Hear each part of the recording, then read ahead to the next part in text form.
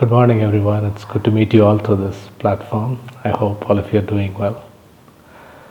The strength of an army is in its research and development, is in its preparation, is in its practice. No army waits for the news of a war or an intruder for it to start getting ready. They're always ready. If you live near an Air Force station, you will know exactly what I'm talking about. They start practicing every morning. And that's how they can keep us safe, they can keep the country safe from any intruder. That's how our spiritual life needs to be. Many times we read in the Bible of the different promises that we have.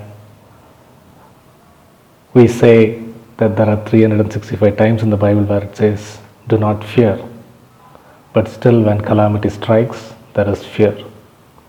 And I'm not saying fear is wrong, but sometimes our faith in the fear is greater than our faith in God. That's because we are not prepared enough. We don't know our identity in Christ. Now, identity in Christ is something that we hear every day, or probably every time you attend a Christian conference, or if you have been part of a youth group. Identity in Christ is something that is always talked about, and it is something that we will always keep learning. It is not something that we can attain and say, okay, I know my identity in Christ fully. And another thing is, we never know what sort of problems we are going to encounter. So it is best that we prepare ourselves on a daily basis to be able to face the situations. Now, when we see Matthew chapter 6, verse 25 onwards, the topic or the heading of that passage is do not worry. It asks us not to worry about anything. And towards the end of the passage, it says, seek ye first the kingdom of God, and all these things will be added unto you. When we are suddenly faced with a problem, we only look at all these things will be added unto you. Then we go back to all the promises, we try to read them, we try to internalize them, but many times we find ourselves, is this really applicable to my condition?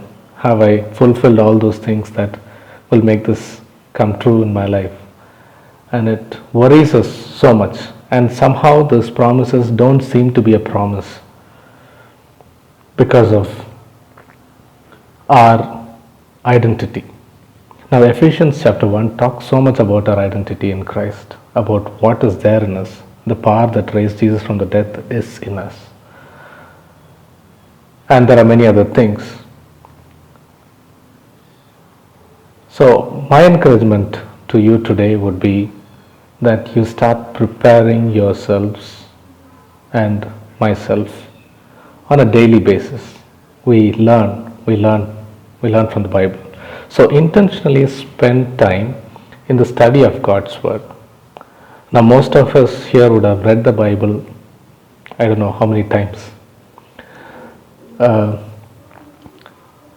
how many of us have really spent time studying the Word of God? How many of us have taken time to see what the Lord talks about us and what He wants to equip us with? So, my intention of this whole sharing is to ignite that spark in all of you to go back to the Word, spend time intentionally to know our identity in Christ. And this is, I believe, not a one-time process, but an ongoing process. So the more you know yourself and your identity in Christ, it is easier for us to experience God's promises, accept those promises in times of struggles, and even for our day-to-day walk. So I pray and I hope that each and every one of you will be able to understand your identity more clearly and God's name will be glorified through our lives. Through all that we go through, we'll be able to see God in everything that we go through our highs and through our lows. May God bless you. Thank you. Let's look to the Lord in prayer.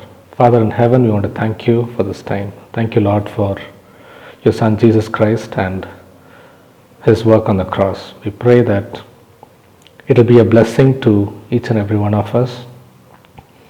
And Lord, even as we spend time reading your word, I pray that we'll be able to know our identity. We'll be able to, Lord, live according to our identity in Christ. We thank you, we praise you. I ask this prayer in Jesus' name. Amen.